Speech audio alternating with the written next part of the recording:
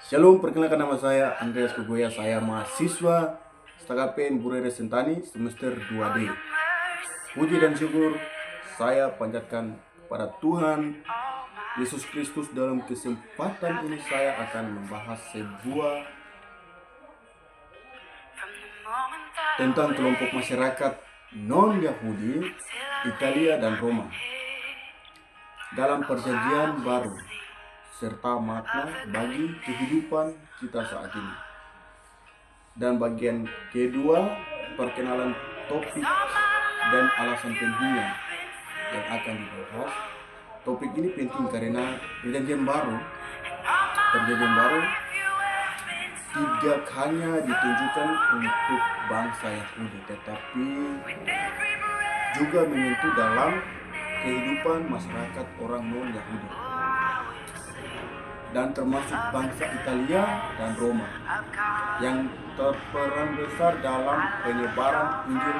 Pemahaman ini membantu kita untuk melihat bahwa Injil bersifat universal dan mencakup semua bangsa.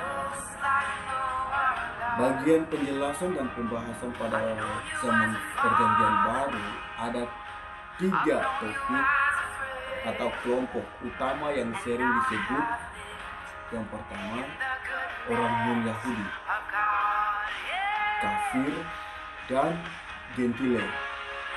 Mereka awalnya dianggap sebagai layak menerima keselamatan, tetapi melalui pelayanan Paulus dan para rasul lainnya, mereka juga menerima Injil. Kisah Para Rasul 10, Cornelius sebagai contoh pertama.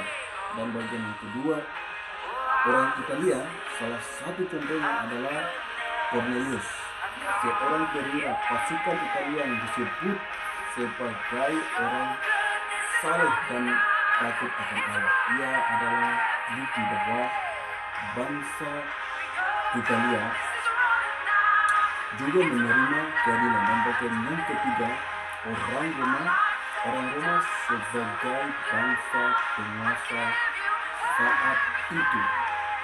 Orang Roma memiliki peran besar dalam sejarah kekristenan.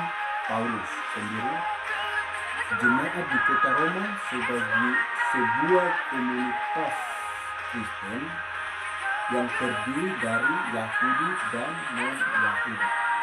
Dan perbandingan dengan kehidupan masa kini, dahulu keselamatan dipandang tersebut untuk suatu bangsa, terbatas untuk satu bangsa, tetapi kini keselamatan berlaku bagi semua orang tanpa memandang suku, bangsa, atau latar belakang. Seperti dalam zaman Perjanjian Baru, kita juga hidup di tengah masyarakat majemuk, sehingga pesan inklusif Injil tetap sangat relevan. Kita diajak untuk tidak eksklusif dalam iman, melainkan terbuka, membagikan kasih Kristen pada semua orang. Dan manfaat dari topik ini, saya belajar bahwa yang pertama, Injil adalah untuk semua orang, termasuk saya dan siapa saja yang percaya. Dan yang kedua, saya dipanggil untuk membagikan kasih Kristus tanpa memandang latar belakang orang lain. Dan yang bagian ketiga, saya semakin yakin bahwa keselamatan adalah anugerah universal, bukan hanya untuk kelompok tertentu.